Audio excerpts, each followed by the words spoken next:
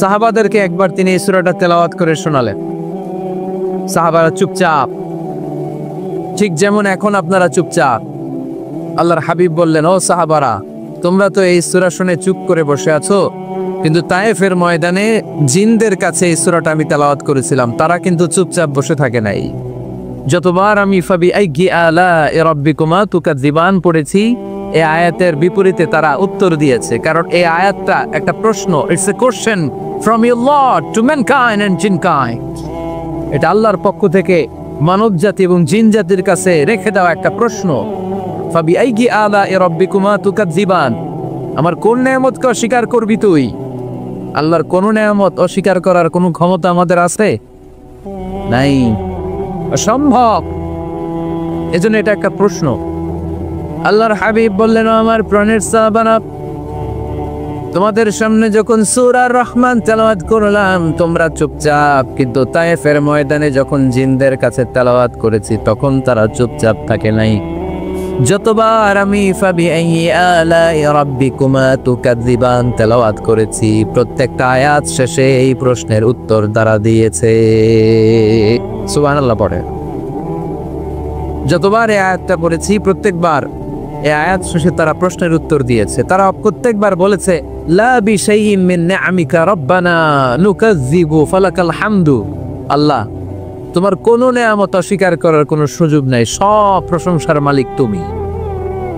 আবার যখন এই আয়াতটা আমি পড়েছি আবার উত্তর দিয়েছে, আবার আমি পড়েছি আবার উত্তর দিয়েছে। এরকম একবার নয়, দুইবার নয়, 5 বার নয়, 10 বার নয়, 31 বার এই আয়াত তেলাওয়াতের পর পর জিনেরা এই আয়াতের উত্তর আমার সামনে দিয়েছে। সুবহানাল্লাহ। কোন লা বিশাইইন মিন নি'আমিকা রাব্বানা নুকাযযিবু ফালাকাল হামদু। We cannot deny any of your mercy and blessings. All praises to you. All praises to you. সব ক্ষমতার মালিক একজন, চিল্লায় বলতে হবে, তিনি কে?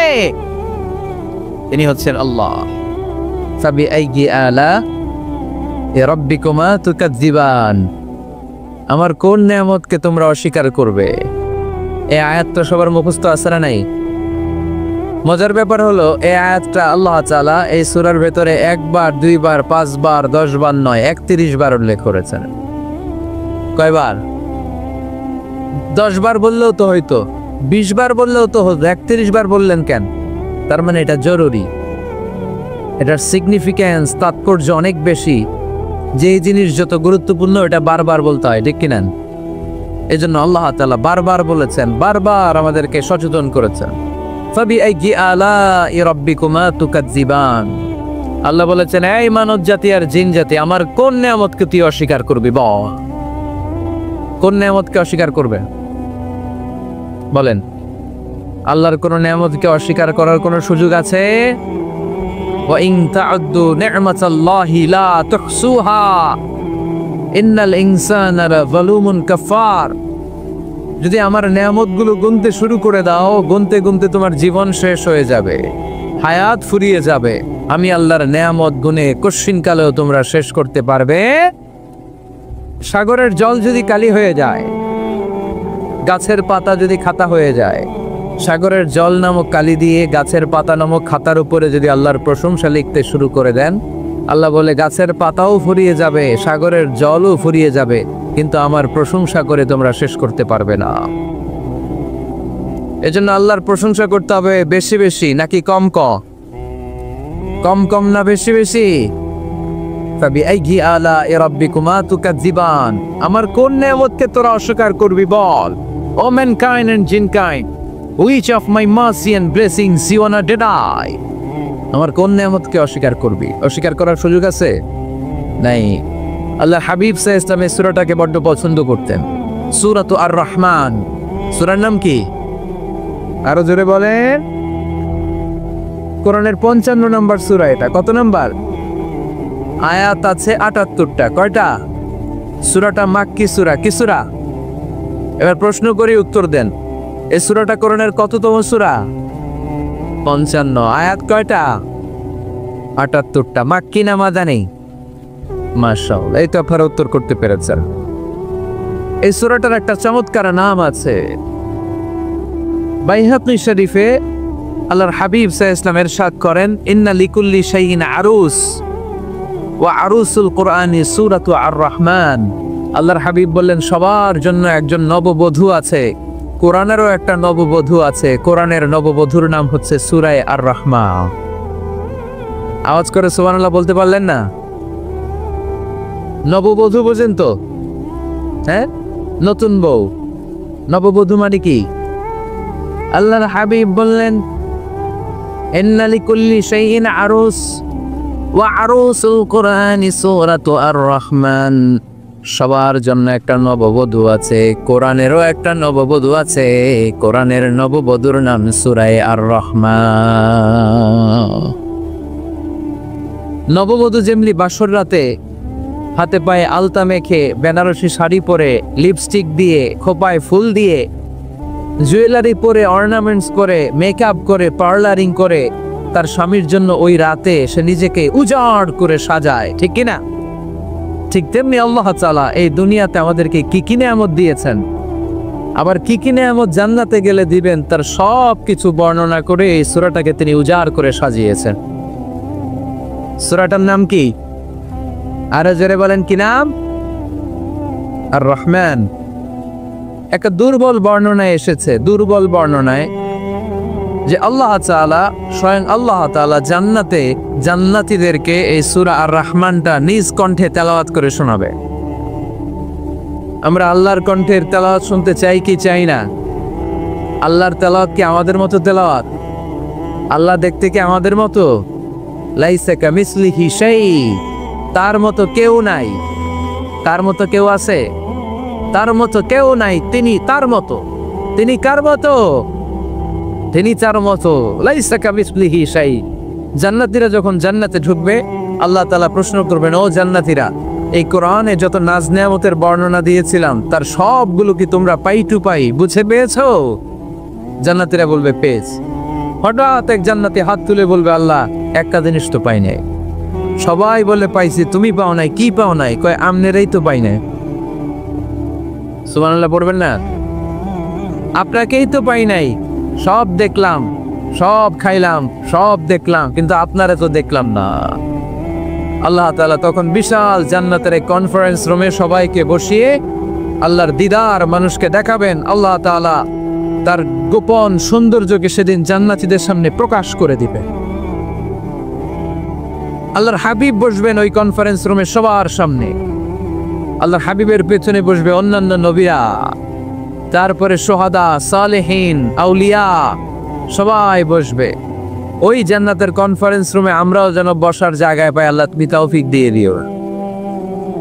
আল্লাহ তাআলা অনেকগুলো নূরের পর্দার পেছন থেকে নূরের ঝলকানি মারবেন। ওই ঝলকানি এক মুহূর্তের জন্য দিবেন। এক মুহূর্ত। কয় মুহূর্ত? 70,000 নূরের পর্দার কথা বলা হয়। এই বর্ণনাটাও দুর্বল। পর্দা আছে, কিন্তু কয় হাজার জানে কে? আল্লাহ। ওই পর্দা সরিয়ে আল্লাহ তাআলা সৌন্দর্যের বা নূরের ঝলকানির এক আলোক ছোটা জান্নাতীদের সামনে তুলে ধরবেন এক মুহূর্তের জন্য। কয় মুহূর্ত? আলোক ছোটা দিয়েই আবার নাই, আবার সরাই ফেলবে।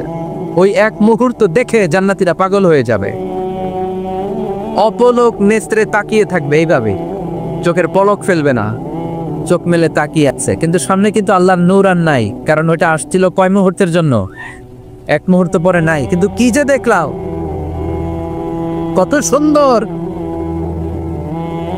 কোটি কোটি বছর এরকম অপলক নেত্রে জান্নাতীরা তাকিয়ে থাকতে। ইন্নাল্লাহা জামিলুন ইউহিব্বুল জামাল। আল্লাহ নিজে সুন্দর, সৌন্দর্যকে পছন্দ করেন। আল্লাহর চাইতে সুন্দর কিছু হতে পারে? চিল্লায় বলেন, পারে? পৃথিবী সুন্দর, মানুষ সুন্দর, আসমান সুন্দর, জমিন সুন্দর, সুন্দরে সুন্দরে পাল্লা। জানি না কত সুন্দর তুমি আল্লাহ, জানি না কত সুন্দর তুমি আল্লাহ। সুবহানাল্লাহ পড়েন। আল্লাহ তাআলা তার সৌন্দর্যকে সেদিন জান্নাতীদের সামনে তুলে ধরবে। এই সূরাটা নাজিলের একটা ব্যাকগ্রাউন্ড আছে। আল্লাহর হাবিব সাল্লাল্লাহু আলাইহি সাল্লাম মক্কার জমিনে কাফিরদেরকে দাওয়াত দিতে লাগলেন, আল্লাহর ইবাদত করো, আল্লাহর জিকির করো। আল্লাহর প্রশংসা করো। এরকম দাওয়াত দিতে দিতে কিছুদিন পরে বিষ্ণু ইসলাম বলতে শুরু করলেন, রহমানের ইবাদত করো, রহমানের জিকির করো, রহমানের পায়ে সেজদায় লুটিয়ে পড়ো। তখন কাফেররা প্রশ্ন শুরু করে দিল, মুহাম্মদ এতদিন বলতা আল্লাহ, এখন কইতেছ রহমানের কথা, আসলে কোনটা? আল্লাহরে তো আমরা চিনি, রহমানরে তো আমরা চিনি না। আল্লাহর দাওয়াত দিচ্ছ, আল্লাহর গুণগান গাইছো, আল্লাহকে আমরা চিনি জানি, কিন্তু রহমানটা আবার কে? সে আবার কবে আসলো, কোত্থেকে আসলো, কবে থেকে আছে, কতদিন থাকবে? রহমানরে তো আমরা চিনি না। না, ওরা রহমান চিনে না। এজন্য আল্লাহ তাআলা রহমানকে চিনায় দেওয়ার জন্য আর রহমান নামে একটা সূরা নাজিল করে দিলেন। وَإِذَا قِيلَ لَهُمُ اسْجُدُوا لِلرَّحْمَنِ قَالُوا وَمَا الرَّحْمَنُ, যখন তাদেরকে বিশ্বনবী বললেন রহমানের পায়ে সিজদা দাও, রহমানের জন্য সিজদায় লুটিয়ে পড়ো, ক্বালু আমার রহমান, তারা বলল রহমানটা আবার কে? রহমানকে আল্লাহ চিনি, রহমানরে তো চিনি না। এখন রহমানকে এটা চিনানোর দরকার আছে না নাই? রহমানকে এটা চিনানোর জন্য আল্লাহ তাআলা আর রহমান নামে কোরআনে একটা সূরা নাজিল করলেন। চিল্লায় পড়েন আল্লাহু আকবার। কাফেরদেরকে জানানোর জন্য রব্বুল আলামিন সূরাত আর রহমান নাজিল করলেন আর বললেন, আর রহমান আল্লামাল কুরআন খালাকাল ইনসান আল্লামাহুল বায়ান। দয়াময় রহমান শেখালেন কোরআন, বানালেন ইনসান, শেখালেন বায়ান। দয়াময় রহমান শেখালেন কোরআন, বানালেন ইনসান, শেখালেন বায়ান। দয়াময় রহমান শেখালেন কোরআন, বানালেন ইনসান, শেখালেন বায়ান। দয়াময় রহমান শেখালেন কোরআন, বানালেন ইনসান, শেখালেন বায়ান। আল্লাহু আকবার। আল্লাহ বলেন রহমানকে চিনো না? আর রহমান আল্লামাল কুরআন খালাকাল ইনসান আল্লামাহুল বায়ান। আমি হলাম রহমান, আমি দয়াময়, আমি মেহেরবান। আমার দয়ার কোনো শেষ নাই, আমার মায়ার কোনো শেষ নাই। আমার দয়া ভালোবাসা ছাড়া এই পৃথিবীতে কোনো কিছু হওয়া সম্ভব। ওয়াসিআত রাহমাতি কুল্লা শাই, সব জায়গায় আমার আল্লাহর রহমত আছে না নাই?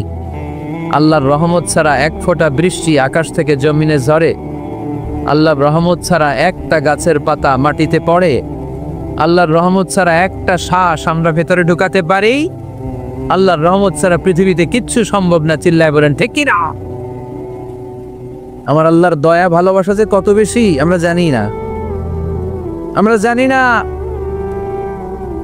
আরশের বুকে আল্লাহ বিশাল সাইনবোর্ডে লিখে রেখেছেন, সাবাকাত রাহমাতি গাদাবি, সাবাকাত রাহমাতি গাদাবি।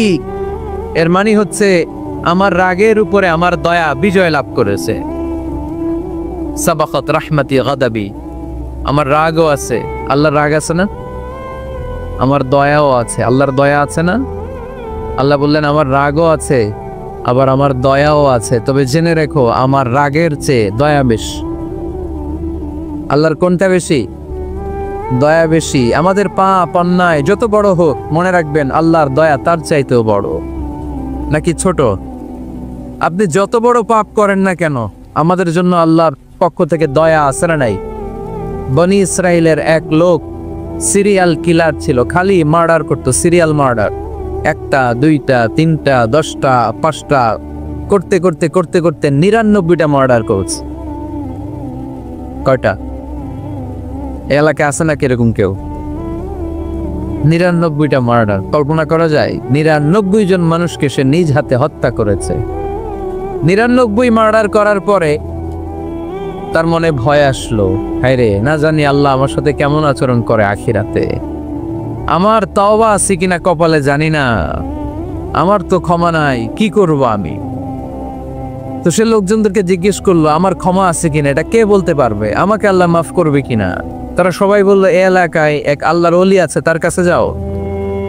সে আল্লাহর ওলির কাছে যেয়ে বলে, ও আল্লাহর ওলি, আমি 99টা হত্যা করেছি, 99টা মার্ডার, আমার কপালে ক্ষমা আছে কিনা তুমি একটু বলো। আল্লাহর ওলি কই, কি বললা? 99টা মার্ডার। হায় হায় সর্বনাশ, তোর কোনো ক্ষমা নাই। এবার যে মার্ডার করছো কয় আমার যেহেতু ক্ষমা নাই, তোরে বাঁচায় রেখে লাভ কি, তোরেও দিলাম শেষ কইরা। এবার সেঞ্চুরি করে ফেলাইস। কথা বুঝতেছেন? আমার যেহেতু ক্ষমা নাই, তো তোরে বাঁচায় রেখে কি লাভ, তোরেও শেষ করে দিলাম। এবার সেঞ্চুরি। সেঞ্চুরি করার পরেও ভয় আসছে না নাই অন্তরে? অন্তরে তো আল্লাহর ভয়। কই যাবে? খুঁজতে লাগলো কে সমাধান দিতে পারবে। একজন বললো ওই এলাকায় একজন বড় আলেম আছে, ওই আলেমের কাছে যাও। সে আলেমের কাছে যেয়ে বলে, আলেম আমি 99টা হত্যা করেছি, এখন আমার বড্ড ভয় হয়, আল্লাহ আমারে মাফ করবে কিনা, তুমি একটু আমারে বলো। আলেম বলে, তোমার গুনাহ যত বড়ই হোক, আমার আল্লাহর দয়া তার চাইতেও বড়। তুমি কি পাপ করেছো, কি অন্যায় করেছো তুমি?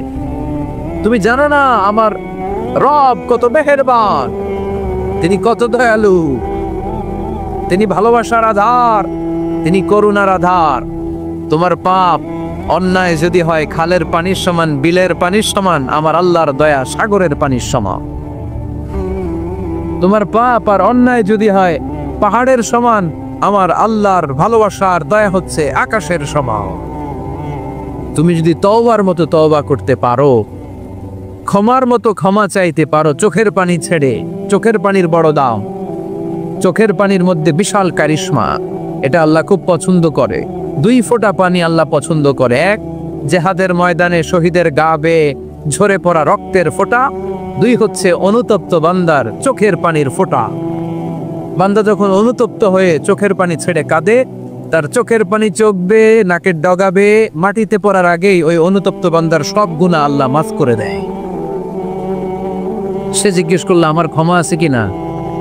আলেম বলে আছে, ক্ষমা আছো, তওবার মতো তওবা কর, তাওবাতান নাসুহা, তওবার মতো তওবা করলে আল্লাহ ঠিকই মাফ করবে। সে এতটাই অনুতপ্ত হলো, এতটাই, সে আল্লাহর কাছে ক্ষমা চাইতে শুরু করলো।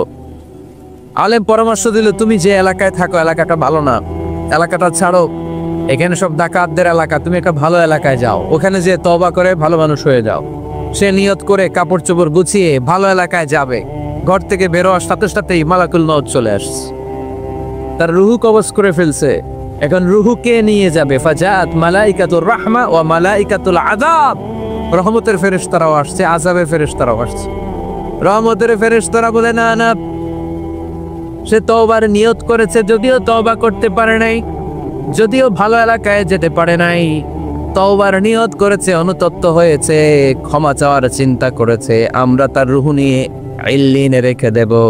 আযাবের ফেরেশতারা বলে না না, 99টা হত্যা করার পরে আরো একটা হত্যা করে সেঞ্চুরি করেছে, এখনো তো ভালোভাবে তওবা করতে পারে নাই, তার রুহুটা নিয়ে আমরা সিজ্জিনের ভেতরে ঢুকায়ে দেব। 2 দল ফেরেশতার মারামারি, এ বলে আমরা নিব, এ বলে আমরা নিব। ঝগড়া আছে না নাই? আল্লাহ বললেন রাখো রাখো, ঝগড়ার দরকার নেই। এক কাজ করো, যেখানে মারা গিয়েছে ওইখান থেকে ফিতা দিয়ে মাপতে শুরু কর। ভালো এলাকাটা যদি কাছে হয় জান্নাতের ফেরেশতারা নেবে, খারাপ এলাকা যদি কাছে হয় জাহান্নামের ফেরেশতারা নেবে। খারাপ এলাকা তো একেবারেই কাছে, ঘর থেকে বের হওয়ার সাথে সাথে মৃত্যু হয়েছে, আর ভালো এলাকা তো অনেক দূর। আল্লাহ জামিন তারে আদেশ দিলেন, জামিন এই অনুতপ্ত বান্দার জন্য তুই ভালো এলাকাটা কাছে চলে আ, ভালো এলাকাটার জামিনটা তুই সংকুচিত হয়ে যা। যদিও ঘর থেকে বের হয়েছে একেবারে কাছে, খারাপ এলাকাটা হাজার হাজার মাইল দূরে চলে যা। ফিতা দিয়ে মাপ দিয়ে দেখে সর্বনাশ, ভালো এলাকাটা তো একেবারেই কাছে, খারাপ এলাকাটা অনেক দূরে। আল্লাহর ফয়সালা অনুযায়ী রহমতের ফেরেশতারা তার রুহুকে নিয়ে জান্নাতের ভেতরে ঢুকিয়ে দিয়েছে। 99টা হত্যা করার পরে আরো একটা হত্যা করে সেঞ্চুরি, 100টা খুন করছে। আপনি কয়টা করছেন? আমি কয়টা করছি? তো 100টা গুণ করে যদি ও মাপ পেতে পারে আমার আল্লাহর কাছ থেকে, আমরা কি ক্ষমা পেতে পারি না? ওর পাপের কাছে আমাদের পাপ কি? কয়টা ওয়াক্ত নামাজ ছাড়ছেন আপনি? কয়টা মিথ্যা কথা বলছেন? কতবার ঘুষ খাইছেন? কত টাকা সুদে লাগাইছেন? কত অন্যায় করছেন? কত জুলুম করেছেন? মনে রাখবেন, আপনার পাপ, আপনার অন্যায়, আপনার জুলুম যত বড় হোক না কেন, আমার আল্লাহর দয়া তার চাইতে পড়ে। এজন্য আল্লাহ নিজের পরিচয় দিয়ে বললেন আর রহমানু আল্লামাল কুরআন খালাকাল ইনসান আল্লামাহুল বায়ান। আমি রহমান, আমি দয়ার সাগর। আমি কি? আল্লাহ তুমি দয়ার সাগর, রহমানুর রহিম। তোমার দয়ায় পূর্ণ আমার সারা নিশিদিন। তোমার দয়ায় পূর্ণ আমার সারা নিশিদিন। আলহামদুলিল্লাহ পড়ে। তাহলে বুঝতে পারলাম আমার আল্লাহর দয়ার কোনো শেষ আছে? চিল্লায় বলতে হবে আছে। দয়া আর ভালোবাসাকে সৃষ্টি করার পরে আল্লাহ তাআলা 100 টুকরা করলেন। কয়শো টুকরা? সবাই শুনতেছেন? কষ্ট হচ্ছে তো উত্তর দিচ্ছেন না যে? কত টুকরা করলেন? 100 টুকরা করে 99 টুকরা দয়া ভালোবাসা আল্লাহ তাআলা নিজের কাছে রেখে দিলেন। আর 1 টুকরা দয়া আর ভালোবাসা আল্লাহ তাআলা গোটা বিশ্বের সবার মাঝে ভাগ করে দিলেন। আমরা সবাই মিলে পাইছি কয় টুকরা ভালোবাসা? উনি রেখে দিয়েছেন কয় টুকরা? ওই 1 টুকরার কিছু অংশ আমিও তো পাইছি, তাই না? আপনি পেয়েছেন, আমরা সবাই পেয়েছি, গোটা বিশ্বের সবাই, আদম আলাইহিস সালাম থেকে শুরু করে কিয়ামত পর্যন্ত যারা আসবে, এসেছিল এবং এখন আছে, সবাই মিলে কয় টুকরা? ওনার কাছে কয় টুকরা? কিন্তু এই 1 টুকরা যে আমরা সবাই ভাগে যোগে পাইলাম, আমাদের ভালোবাসার নমুনা দেখছেন? একজন আর একজনের ভালোবেসে বলে আত্মহত্যা করে ফেলে, আছে না নাই? আছে না?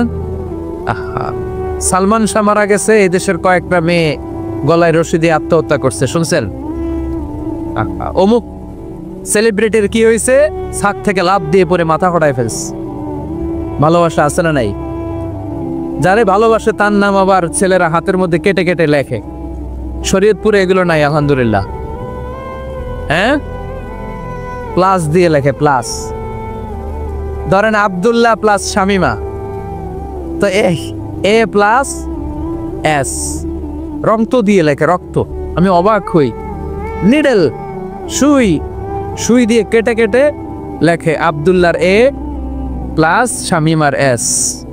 কি ভালোবাসা! 1 ভাগ ভালোবাসার ছিটে ফোটা সবাই মিলে পাইছে। এইটা ঠেলা যদি এরকম হয়, তাহলে যিনি 99 ভাগ ভালোবাসা রেখে দিয়েছে তার ভালোবাসা বেশি না কম? দেখেন, ছোট্ট বাচ্চাটা রাতে খেতে চায় না, মা যদি বলে খাও, বলে না, খাবো না। আব্বু অফিস থেকে আসুক, আব্বুর কোলে বসে বসে আব্বু আর আমি একসাথে খাবো। এই ছোট্ট বাচ্চাটা কিছু বোঝে না, কিন্তু তারপরও তার বাবার জন্য ভালোবাসা তার হৃদয়ে ঢুকাই দিছে কে? আপনাদের এলাকায় মুরগি পালেন না আপনারা? মুরগি যখন বাচ্চা নিয়ে হাঁটে, দেখবেন মুরগি ছানা ধরা যায় না, ধরতে গেলে মা মুরগিটা কি করে? কামড় দিতে আসে। এই ছোট্ট বাচ্চাগুলোর জন্য মা মুরগিটার হৃদয়ের ভিতরে ভালোবাসা ঢুকাই দিল কে? আহা, আমি পত্রিকাতে এমনও দেখেছি, বন্যায় এক মা পানি খেতে খেতে মরে গিয়েছে, কিন্তু শিশুটাকে একটা বালতির মধ্যে চাপিয়ে মাথায় তুলে ধরে রেখেছে।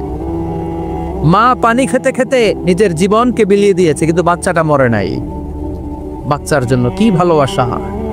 এই ছোট্ট বাচ্চার জন্য মায়ের হৃদয়ে জান স্যাক্রিফাইসের মতো এই ভালোবাসা ঢুকাই দিল কে? কিছুদিন পরে আবার আসতেছে বিশ্ব ভালোবাসা দিবস। কখন দেখা যাবে ভালোবাসা কারে কয়? মাদারীপুরের কোনো ফুল বাগান আর খুঁজে পাওয়া যাবে না ফুল, ঠিক না? এই শরীয়তপুর এলাকায় নিশ্চয়ই আপনারা শরীয়ত লঙ্ঘন না করে ইসলামকে প্র্যাকটিস করেন, নাকি এখানেও বিশ্ব ভালোবাসা আছে? হ্যাঁ, আছে তো। শরীয়তপুর না? হ্যাঁ, ওই দিন 14 ফেব্রুয়ারি শরীয়ত যায় কই? এগুলোর সাথে ইসলামের কোনো সম্পর্ক? আমাদের প্রতিদিনই ভালোবাসা, সকালে ভালোবাসা, বিকেলে ভালোবাসা, সন্ধ্যায় ভালোবাসা, শীতকালে ভালোবাসা, গ্রীষ্মকালে ভালোবাসা। আমাদের ইসলামে শুধু ভালোবাসাবাসী, ঠিক কিনা? রাসূল আমারে ভালোবাসা, রাসূল আমার আলো আশা, রাসূল আমার প্রেম বিরহের মূল আলোচনা, রাসূল আমার কাজে কর্মের অনুপ্রেরণা। চিল্লায় পড়েন আল্লাহু আকবার। আমাদের ভালোবাসার কোনো কমতি আছে? 24 ঘন্টা আমাদের ভালোবাসা আছে না? নেই? 365 দিন আমাদের ভালোবাসা ছাড়া নাই। এই জন্য আলাদা করে আমাদের কোনো দিন লাগে না বিশ্ব ভালোবাসা দিবস দরকার হয় না। যারা মাকে দেখতে পারে না, বাবারে দেখতে পারে না, এরা একদিনের জন্য মা বাবাকে উইশ করতে যায়, আর নাম দিছে বিশ্ব মা দিবস, বিশ্ব বাবা দিবস। কিছুদিন আগে দেখলাম বিশ্ব ডিম দিবস। কি দিবস? আমি কি মিথ্যা বললাম? ছিল একটা বিশ্ব ডিম দিবস। কিছুদিন পরে বানাবে বিশ্ব বাঁশ দিবস, যে যারে বাঁশ দিতে পারে। এরপর একটা বানাইছে শুনলাম বিশ্ব চিন্তা দিবস। তো এটা কি দিবস? কয় এই দিন আমরা সবাই মিলে চিন্তা করি যে আসলে আমাদের কি চিন্তা করা দরকার, আছে না নাই? তো এই যে ওরা বিশ্ব মা দিবস, international mother day, international father day, মা দিবস বাবা দিবস বছরে একবার ওল্ড হোমে রেখে আসে, বৃদ্ধাশ্রমে। যেহেতু সারা বছর বৃদ্ধাশ্রমে, বছরে একদিনও যদি মারে স্মরণ না করি কেমন হয়? তো একদিন ওই মা দিবসে মারে একটা কার্ড দিয়ে উইশ করে আসে, কিছু টাকা দিয়ে আসে।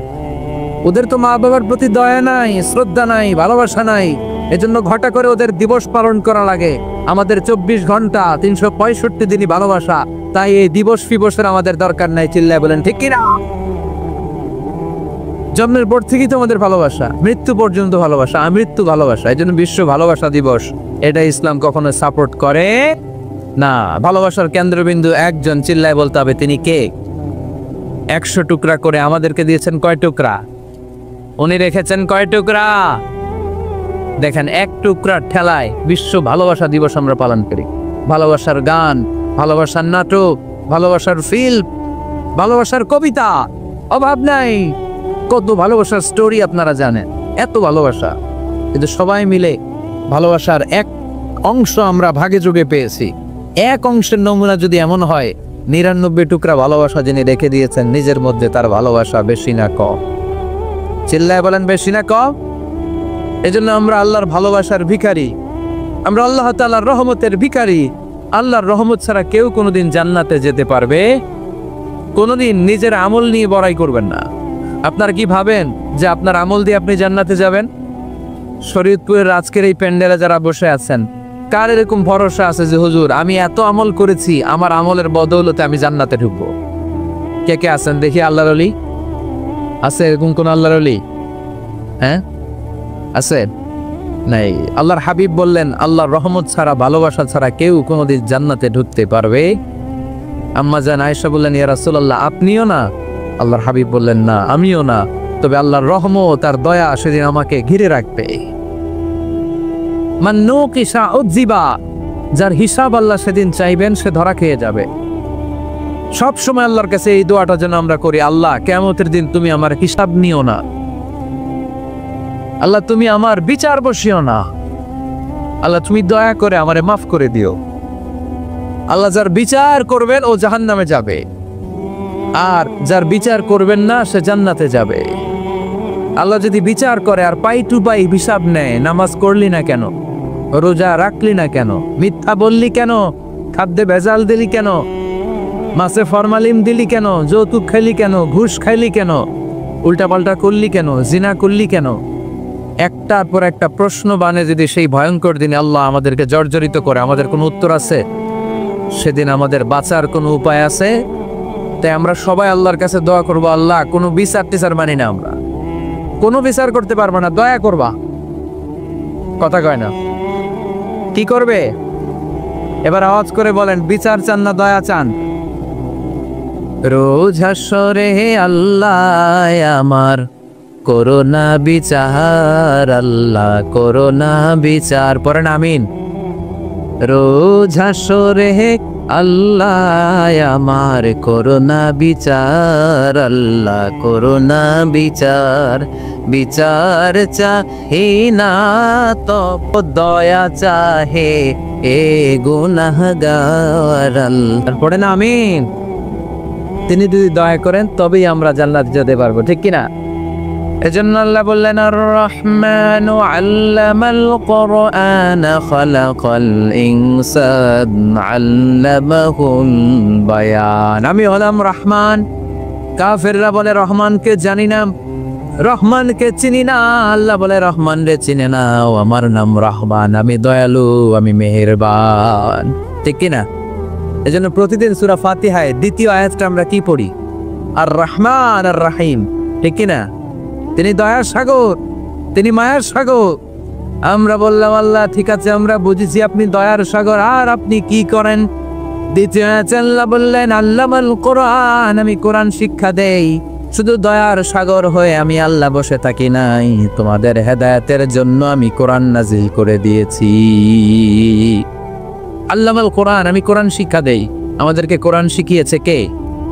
বিশ্বনবীকে কোরআন শিখিয়েছে কে? আল্লাহ। এজন্য দুনিয়াতেও যারা কোরআন শিখায় তাদের মর্যাদা বাড়ায় দেয় কে? বাংলার জমিনে যারা কোরআন শরীফ শিখায় এদের মর্যাদা সবচেয়ে কম, এদের বেতন সবচেয়ে কম, এরা সমাজে সবচেয়ে বেশি অবহেলিত। ঠিক কি না? তা আল্লাহর কাছে এরা সবচেয়ে বেশি সম্মানিত। আল্লাহর হাবিব বললেন খায়রুকুম মান তাআল্লামাল কোরআন ওয়া আল্লামাহু, তোমাদের মধ্যে আল্লাহ তাআলার কাছে সবচেয়ে প্রিয় শ্রেষ্ঠ ওই মানুষটা যে নিজে কোরআন পড়ে আবার অন্যরে পড়ায় দেয়। সুবহানাল্লাহ পড়ে। আপনি যদি কাউরে শুধু সূরা ফাতিহাটা শিখান, কোন সূরা? সূরা ফাতিহাটা যদি শিখায় দেন, সে যতদিন সূরা ফাতিহা তেলাওয়াত করবে ওই তার তেলাওয়াতের একটা পার্সেন্টেজ সওয়াব আপনার আমলনামায় আছে না নাই? সে যদি আবার আরেকজনের শিখায়, ওই লোক যদি আবার আরেকজনের শিখায় দেয়, এরকম যতজনকে তারা শিখাবে প্রত্যেকের তেলাওয়াতের একটা পার্সেন্টেজ সওয়াব আপনার আমলনামায় ঢুকায় দিবে কে? এজন্য কোরআন নিজেও শিখবো, অন্যকেও শেখাবো। রাজি আছেন তো? আপনাদের এখানে মসজিদে কোরআন শিক্ষার আসর আছে নাকি? হ্যাঁ, এই যে বাড়ির পাশে যে একটা মসজিদ দেখলাম, কোরআন শিখায়। কিবার শিখায়? প্রতিদিন। কে শিখায়? ইমাম সাহেব। বেতন টেতন দেন তো? কত দেন মাসে? ৫,০০০। বলে কি? এক একটা ইমামের কমসে কম ১ লক্ষ টাকা বেতন হওয়া দরকার। ঠিক কিনা? না খেয়ে না পড়ে অল্পতে তুষ্ট থেকে যারা শুকরিয়া করে এরা আমাদের আইম্মাতুল মাসাজিদ, মসজিদের ইমামরা, মসজিদের মুয়াজ্জিনরা। এক একটা মসজিদের মুয়াজ্জিনের গলা হবে এরকম বিশাল উঁচু। কিয়ামতের ময়দানে সবাই আমরা এর দিকে তাকায় থাকবো, কিরে ভাই তোর গলা উঁচু কেন? সে বলবে আমার এই গলা দিয়ে প্রতিদিন ৫ বার আমি আজান দিয়েছি। কিয়ামতের ময়দানে ঠিকই সম্মানিত, দুনিয়ায় আমরা চিনলাম না ওনাদেরকে। এজন্য কোরআন শিক্ষার আসর জন্য আমরা গড়ে তুলি। তালিমুল কোরআন প্রজেক্ট লাগবে, শিশুদের কোরআন শিক্ষার আসর, নারীদের কোরআন শিক্ষার আসর, বয়স্কদের কোরআন শিক্ষার আসর। আমরা কোরআন শিখে মরতে চাই, কোরআন জেনে মরতে চাই। No excuse will be granted that day. সেদিন আল্লাহ কোনো এক্সকিউজ গ্রহণ করবে না। সব পারো, হিন্দি তো ঠিকই কইতে পারো। হিন্দিতে কথা কইতে পারে না ছেলেপেলেরা? হিন্দি সিনেমা এমন দেখা দেখে হিন্দিতে কথা কইতে পারে। তো হিন্দি ভাষা বুঝতে পারলে, শিখতে পারলে আরবি পারলা না কেন? কোনো এক্সকিউজ, ওজোর, আপত্তি সেদিন আল্লাহ গ্রহণ করবে না। শরীয়তপুরের ভাইরা, আসুন আমরা কোরআন শিখি, আসুন আমরা কোরআন পড়ি। প্রতিদিন একটা আয়াত হলেও কমপক্ষে আমরা যেন কোরআনের অর্থ পড়ি, বঙ্গানুবাদ করি। রাজি আছেন তো? আপনাদের স্মার্টফোন আছে কার কার হাতে দেখি?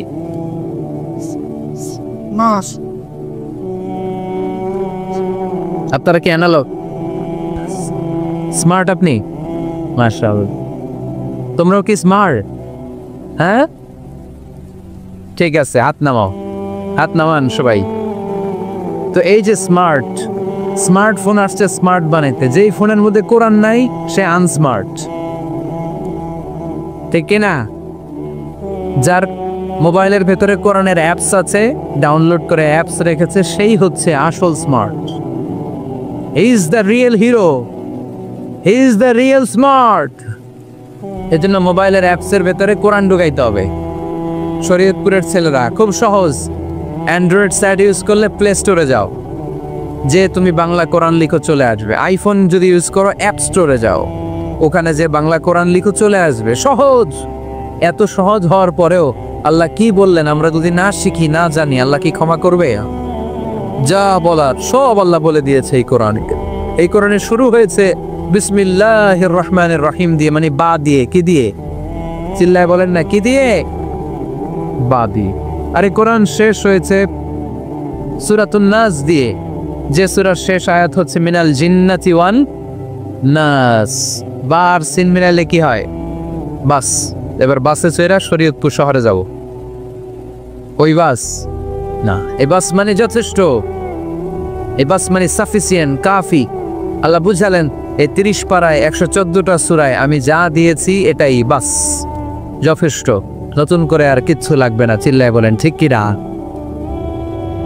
সে কোন বন্ধু বলো বেশি বিশ্বস্ত, সে কোন বন্ধু বলো বড় বিশ্বস্ত, কার কাছে মন খুলে দেয়া যায়, কার কাছে প্রাণ খুলে দেয়া যায়, হওয়া যায় অতি আশ্বস্ত, তার নাম আহমদ বড় বিশ্বস্ত। সুবহানাল্লাহ পড়েন। সেদিন ঈসা আলাইহিস সালামকে আল্লাহ পৃথিবীতে পাঠিয়েছেন শুধু এই অ্যানাউন্সমেন্টটা দেওয়ার জন্য যে ইয়াতি মিন বাদি ইসমুহু আহমদ, আমার পরে একজন নবী আসবে যার নাম হবে আহমদ, আহমদ বড় বিশ্বস্ত। এজন্য রাসূল সাল্লাল্লাহু আলাইহি ইসলামকে আমরা নবী হিসেবে পেয়ে খুশি না বেজার? ইসলামকে ধর্ম হিসেবে পেয়ে খুশি না বেজার? কিন্তু অনেকেই আমরা যে মুসলমান এটা নিয়ে খুশি না। তারা সাহসিকতার সাথে ঘোষণা দিতে পারে না যে ইন্নী মিনাল মুসলিমিন। কিন্তু আমাদের ইসলাম নিয়ে গর্ব করা উচিত, কারণ এই ধর্মকে পাঠিয়েছে কে? এটা মন মস্তিষ্ক প্রসূত কোনো ধর্ম নয়, ঠিক কি না? এটা কি আমাদের বাপ দাদার কথা অনুযায়ী চলে? ইসলাম কি নেতার কথা অনুযায়ী চলে? মসজিদের ইমামের কথা অনুযায়ী চলে? ইসলামের বিধানগুলো সরাসরি নাজিল করেছে কে? সাইয়েদনা ওমর ফারুক বলতেন, নাহনু কওমুন আ'আজ্জানাল্লাহু বিল ইসলাম, আমরা তো এমন জাতি যে জাতিকে আল্লাহ তাআলা ইসলামের দ্বারা সম্মানিত করেছে। আমাদের সম্মান ইসলামে। আমাদের সম্মান কোথায়? ফাইন ইবতাগাইনাল ইজ্জাতা বিগাইরিহি আযাল্লানাল্লাহ, ইসলাম রেখে দিয়ে অন্য কোথাও যদি আমরা সম্মান তালাশ করি তাহলে আমাদেরকে অপমানিত করে ছাড়বে কে? এজন্য আমরা যে মুসলমান এটা বুক ফুলিয়ে বলা যাবে তো? পৃথিবীর সব নবীরা মুসলমান ছিলেন। আল্লাহর দেয়া ধর্মের নাম হচ্ছে ইসলাম, এবং এই ইসলামের বিজয় অবশ্যম্ভাবী। পড়েন সুবহানাল্লাহ। যার প্রমাণ আমরা পত্রপত্রিকা খুললে, ইন্টারনেট ব্রাউজ করলে, BBC news, Al Jazeera news, CNN, cable news নেটওয়ার্কের নিউজ পড়লে আমরা জানতে পারি যে গোটা বিশ্বের বিভিন্ন ধর্মাবলম্বী লোকেরা নিজেদের ধর্ম রেখে দিয়ে তারা কালিমা পড়ে মুসলমান হয়ে যাচ্ছে। খুশি লাগে আপনাদের? আপনারা কি জানেন যে আমরা ইবাদত করি মসজিদে, খ্রিস্টানরা ইবাদত করে কোথায়? গির্জায়, তাই না? গির্জাকে ইংরেজিতে কি বলে জানেন? চার্চ বলে। তো ইউরোপে এবং আমেরিকাতে যে গির্জাগুলো আছে, এই গির্জাগুলো তারা বিক্রি করতে শুরু করে দিয়েছে। এর কারণ খ্রিস্টানরা তাদের গির্জাগুলোতে ইবাদত করতে যায় না। আমরা তো নামাজ 3 ওয়াক্ত পড়ি, 2 ওয়াক্ত বা 5 ওয়াক্ত, 7 দিনে তো একবার হাজিরা দিতে যাই, ঠিক কিনা? তো ওদের এমন দশা যে ওদের গির্জাগুলোতে 1 মাসও যায় না, 6 মাসও একবার যায় না। তো এই গির্জা রাইখা লাভ আছে? লাভ নাই। এই গির্জা ওরা বিক্রি করতে শুরু করেছে। আর ওখানকার মুসলিম কমিউনিটির নেতারা এই সুযোগে এই গির্জাগুলো কম দামি কিনে এটারে মসজিদ বানাইতে শুরু করছে। ইউরোপ আমেরিকাতে আলহামদুলিল্লাহ, আপনারা শুনে খুশি হবেন, ওরা ইসলামিক সেন্টার বলে এগুলোরে। কি বলে? Islamic centre. আমাদের এরকম ইসলামিক সেন্টার করা দরকার, যেখানে দার্স হবে, দার্স, রেগুলার দার্স হবে। এই যে তাফসির মাহফিলগুলো বছরে একবার, গত বছর আসছিলাম এখানে, আবার 1 বছর পরে দেখা, কি শিখলেন কি শিখলেন না, কি বুঝলেন কি বুঝলেন না, আর জানা শোনার সুযোগ হয়েছে নাই। কিন্তু সেন্টার যদি হয়, ওখানে শিশু কিশোরদের আলাদা কোরআন শিক্ষার আসর, আমার বোনদের আলাদা শিক্ষার আসর, বয়স্কদের আলাদা কোরআন শিক্ষার আসর, তারপরে সেখানে হেজামা সেন্টার থাকবে, রুকিয়া সেন্টার থাকবে, তালিম, তাদরিস, তারবিয়ার সব ব্যবস্থাপনা থাকবে। এজন্য সব জায়গায় এরকম সেন্টার থাকার দরকার আছে না নাই? যতদিন আমরা এই ইউনাইটেড থাকব ততদিন আমাদের দিকে চোখ তুলে তাকাবার খবরদারি কারো থাকবে না। আর ইউনিটি যখন ব্রেক ডাউন করবে আমরা শততা বিভক্ত, একজন আরেকজনের গালি দিবে, একজন আরেকজনের কাফের বলবে, তখনই সমাজের সব শান্তি সুখ এগুলো বিনষ্ট হতে চলবে। জোরে বলেন ঠিক কি না? মুসলিম উম্মার মধ্যে এখন এই সমস্যা, ইউনিটি নাই। We don't have any central leadership, আমাদের কেন্দ্রীয় নেতৃত্ব নাই। এই যে ফিলিস্তিনে যে মারে আমাদেরকে পাখির মতো গুলি করে, মিয়ানমারের রাখাইন রাজ্য থেকে 10 লক্ষ মুসলমান তাড়ায় দিল টেকনাফে, এখন তারা পাহাড়ি এলাকায় আশ্রয় নিয়েছে। সিরিয়াতে মার খেয়ে গোটা বিশ্বে এরা ছড়িয়ে আছে। এই যে মুসলমানরা গোটা বিশ্বে মার খায়, আমাদের পক্ষে কথা বলার মতো আমাদের কোনো কেন্দ্রীয় লিডার আছে? সেন্ট্রাল লিডারশিপ নাই। আল খিলাফা আল ইসলামিয়া, ইসলামিক ক্যালিফেট, এটা নাই। এই সেন্ট্রাল লিডারশিপ না থাকার কারণে গোটা বিশ্বে আমরা আজ নির্যাতিত, নিষ্পেষিত। আমাদের কোনো মা বাপ নাই। জোরে কোন ঠিক কিনা? এদিকে লাথি মারলে ওইদিকে যাই, ওদিকে লাথি মারলে এদিকে আসি। আমাদের পক্ষ নিয়ে, আমাদের স্বার্থ নিয়ে যে কথা বলবে, জাতিসংঘে হুঙ্কার তুলবে, ওআইসি থেকে ঘোষণা আসবে, ওরকম একটা নেতাও আমাদের নাই। জোরে বলেন ঠিক কিনা?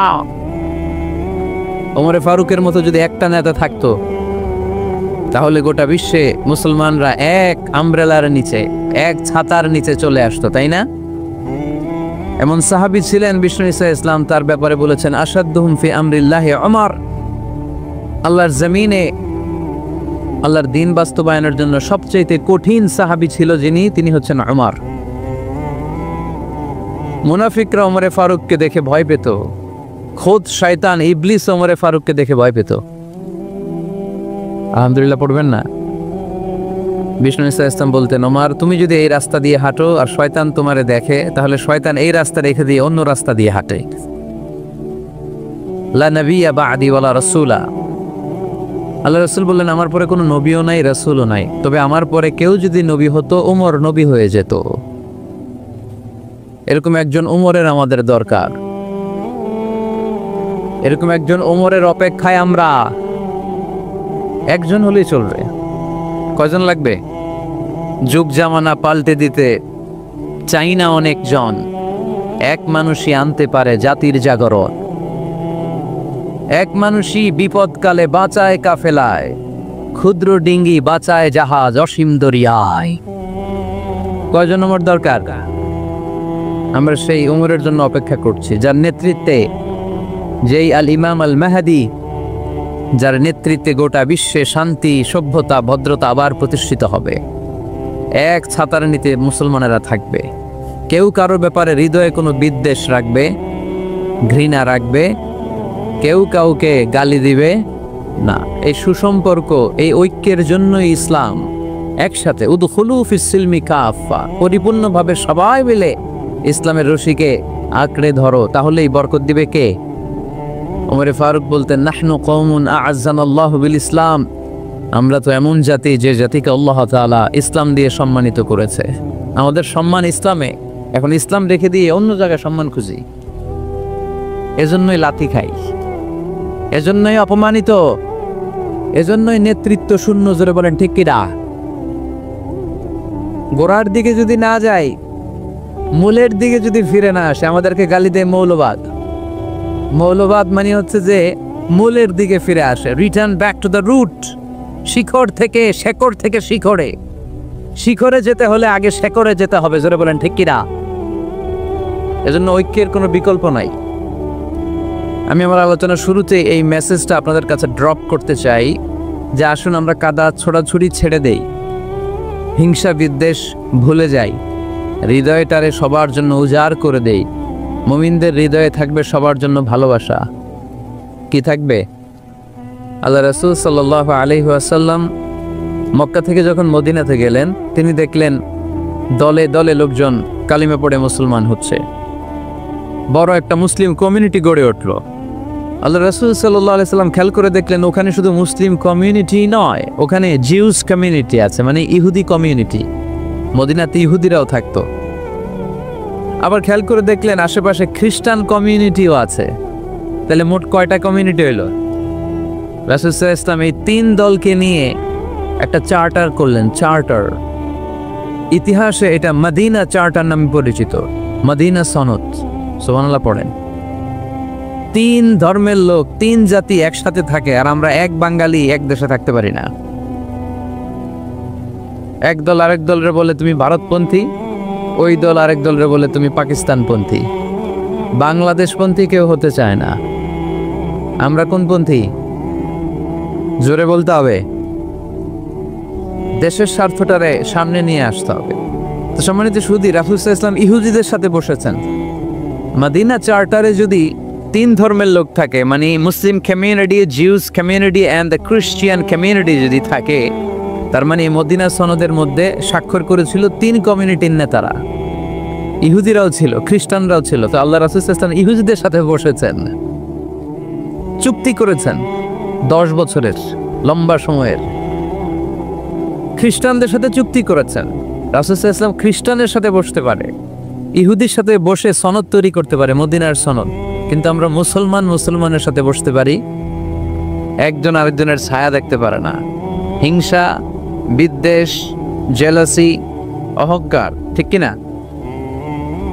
লা ইয়াদখুলুল জান্নাতা মান কানা ফি কলবিহি হাববাতু খারদাল মিনাল কিবর। যার অন্তরে যাররা পরিমাণ অহংকার থাকে, সে কোশ্চিনকালেও আল্লাহর জান্নাতে প্রবেশ করতে পারবে না। আমরা যেন এই অহংকার থেকে মুক্ত হতে পারি, আমরা যেন ব্রড মাইন্ডেড হতে পারি, আমরা যেন ভিন্ন মতের লোকদেরকে রেসপেক্ট করতে পারি, ভিন্ন মতকেও যেন আমরা সহ্য করতে পারি। আমাদের দেশে এত কাদা ছোড়াছুরি, এত মারামারি কেন জানেন? আমরা ভিন্ন মতকে দমন করতে চাই, ভিন্ন মতকে আমরা স্পেস দিতে চাই না, ফলেই এত ঠেলাঠেলি। এজন্য মতামত বিভিন্ন থাকবে। This is the beauty of Islam, unity in diversity. Unity in diversity, ঐক্য হবে বৈচিত্র্যের মাঝে। আমাদেরকে ঐক্য খুঁজতে হবে। এক একজন এক এক চেহারা। এই তুমি কালা হইলা কেন, তুমি খাটো হইলা কেন, তুমি লম্বু কেন, এরকম বললে চলবে? এই মেয়ে তুমি বিএনপি করো কেন, তুমি জামাত ইসলাম করো কেন, সব আওয়ামী লীগ হয়ে যাও, বলা যাবে?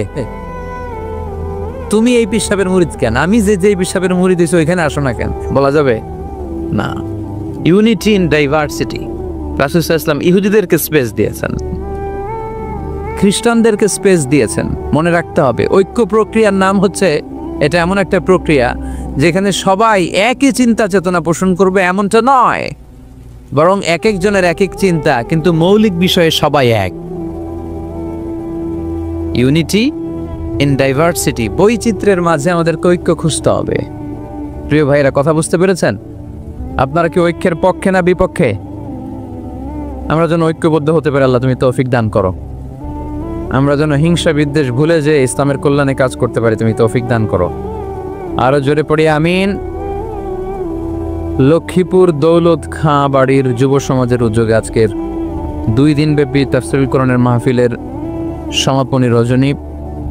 আজকের প্রোগ্রামের সম্মানিত সভাপতি হচ্ছেন অধ্যক্ষ গোলাম সারোয়ার সাঈদী পীর সাহেব, আড়াইবাড়ি দরবার শরীফ, আমার প্রিয় নানা ভাই।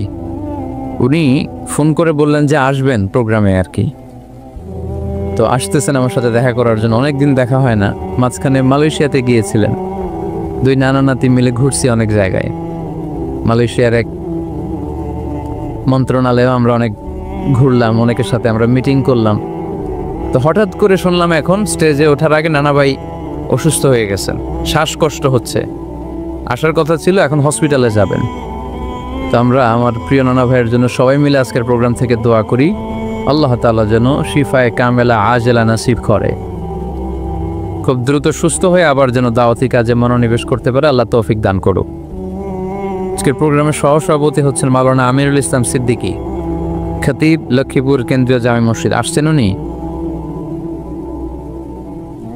আচ্ছা, আপনি। প্রধান অতিথি জনাব অ্যাডভোকেট রাশেদুল কাউসার ভূঁইয়া জীবন, চেয়ারম্যান উপজেলা পরিষদ। আসছে?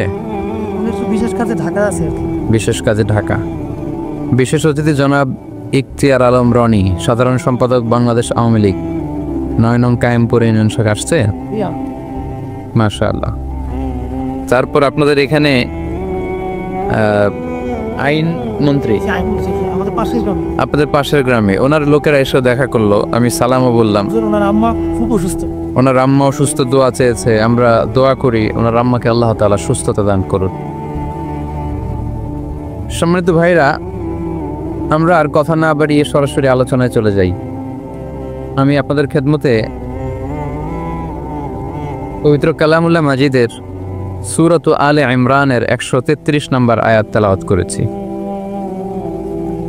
সূরাটার নাম হচ্ছে সূরাত আলে ইমরান। ইমরানের বংশধর। ইমরান কে ছিল আপনারা জানেন? মারিয়াম আলাইহিস সালামের পিতা, ঈসা আলাইহিস সালামের নানা। সুবহানাল্লাহ পড়বেন না? ওনাদের ফ্যামিলিটা আল্লাহ তাআলার কাছে এতটাই পছন্দনীয় ছিল যে এই ফ্যামিলির নামে আল্লাহ কোরআনে একটা সূরাই দিয়ে দিলেন, আলে ইমরান। আরবিতে পরিবার বা ফ্যামিলি এটা বোঝানোর জন্য আরবিতে দুইটা শব্দ ব্যবহার হয়। এক হচ্ছে আহাল আর একটা আল। আহাল এটা সম্মানিতদের ক্ষেত্রেও হয়, আবার সাধারণ মানুষদের ক্ষেত্রেও হয়। যেমন রাসূল সাল্লাল্লাহু আলাইহি ওয়াসাল্লামের পরিবারবর্গ ওনারা অনেক সম্মানিত।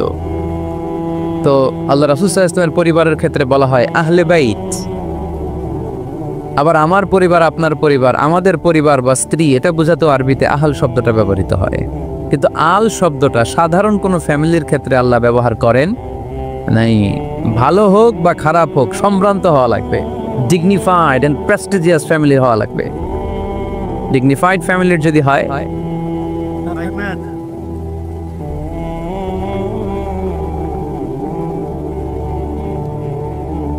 very dignified and prestigious family যদি হয়, হয়েছে তো ঠিক হয়ে গেছে। বসো যাও। very dignified and prestigious family যদি হয়, সেক্ষেত্রে আল্লাহ কোরআনে আল বলেছেন। যেমন ইমরানের পরিবারের কথা বোঝাতে যে আল্লাহ বলেছেন আলে ইমরান। দাউদ আলাইহিস সালামের পরিচয় দিতে যে পরিবারের কথা বলতে যে আল্লাহ বলেছেন আলে দাউদ। আবার ফেরাউনের বংশ বা পরিবারের কথা বলতে যে আল্লাহ বলেছেন আলে ফেরাউন। তাহলে পরিবারের আরবি দুইটা, একটা আল আর একটা আহাল। আহাল এটা সম্মানিত এবং সাধারণ উভয় ক্ষেত্রেই ব্যবহার করেন আল্লাহ তাআলা। আর আল এটা শুধু ডিগনিফাইড এন্ড প্রেস্টিজিয়াস ফ্যামিলি, ভালো হোক ফ্যামিলিটা বা খারাপ হোক, সেক্ষেত্রে আল্লাহ ব্যবহার করেন। তারই ধারাবাহিকতায় ইমরান ওনার যে ফ্যামিলি, মারিয়াম আলাইহিস সালাম ছিলেন তার কন্যা, তার স্ত্রীর নাম ছিল হান্না বিনতে ফাখুস। এই ফ্যামিলিটা আল্লাহর কাছে বড্ড প্রিয় একটা ফ্যামিলি। এজন্য আল্লাহ তাআলা এই ফ্যামিলির নামে কোরআনে একটা সূরা দিয়েছেন। কোরআনের চ্যাপ্টারাইজেশনগুলো অনেক সুন্দর। আমি প্রায় বলে থাকি মানুষের নামে সূরা, প্রাণীর নামে সূরা, বংশের নামে একটা সূরা আছে, সূরাত কুরাইশ আছে না? এর একটা বংশের নামে, তাই না? প্রাণীর নামে আছে বড় প্রাণী, ছোট প্রাণী। স্থলের সবচেয়ে বড় প্রাণী হাতি, আছে না সূরা? সূরা ফিল। আবার স্থলের সবচেয়ে ছোট প্রাণী পিঁপড়া, আছে না? আন-নামল, সূরাতু আন-নামল। তারপর মৌমাছির নামে আছে সূরা সূরাতু আন-নাহল। মধু খান তো আপনারা? মধু, খাঁটি মধু পাওয়া যায় এলাকায়, খুব পাওয়ারফুল খাবার। কিন্তু সাইবেরিয়ান এলাকায় ওরা মদ খায়। জিজ্ঞেস করলাম কেন? কয় খুব ঠান্ডা। আমি বললাম মধু খাইও, আরো বেশি গরম হবা। মদ খেলেও শরীর গরম হয়, কিন্তু মধু খেলে তার চেয়ে বেশি গরম হয়। রাসূল সাল্লাল্লাহু আলাইহি ওয়াসাল্লাম মধু খেতেন। কিছু কিছু হাদিয়া আল্লাহ রাসূল সাল্লাল্লাহু আলাইহি ওয়াসাল্লাম ফিরিয়ে দিতেন না। এর মধ্যে একটা হচ্ছে মধু। মধু দিলে বলতেন না যে না নিব না। আতর ফিরিয়ে দিতেন না। বালিশ খুব পছন্দ করতেন। আল্লাহ রাসূল ঠেকনা দিয়ে বসতে পছন্দ করতেন। সুবহানাল্লাহ পড়ায়। রাসূল সাল্লাল্লাহু আলাইহি ওয়াসাল্লামের কাছে একটা কসমেটিক্সের বক্স থাকতো সবসময়, জরুরি 5-6টা জিনিস এর ভেতরে থাকতো।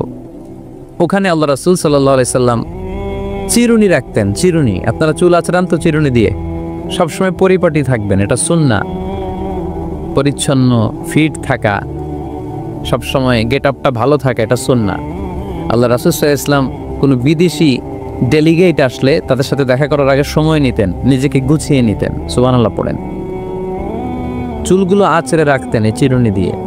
তাহলে ব্যক্তিগত কসমেটিক্স বক্সে আল্লাহ রাসূল সাল্লাল্লাহু আলাইহি ওয়াসাল্লাম যে জিনিসগুলো রাখতেন তার মধ্যে একটি হচ্ছে চিরুনি। 2 নম্বর আল্লাহ রাসূল সাল্লাল্লাহু আলাইহি ওয়াসাল্লাম জাইতুনের তেলের একটা ছোট্ট বোতল রাখতেন। ওয়াত-তিনি ওয়াজ জৈতুন, অলিভ অয়েল। অলিভ অয়েলের ওয়াজ করেছি গত বছর, যেখানেই আমার সাথে লোকজনের দেখা কয় হুজুর এখন থেকে অলিভ অয়েল মাখিয়ে আনি, এজন্য সুন্দর হয়ে গেছে। তো অলিভ অয়েল রাখতেন, চিরুনি রাখতেন, এরপরে সুরমা দানি রাখতেন, সুরমা চোখে আল্লাহ রাসূল সাল্লাল্লাহু আলাইহি ওয়াসাল্লাম সুরমা দিতেন। এরপর আল্লাহ রাসূল সাল্লাল্লাহু আলাইহি ওয়াসাল্লাম উতুর রাখতেন, উতুর পারফিউম, আতর দিতেন।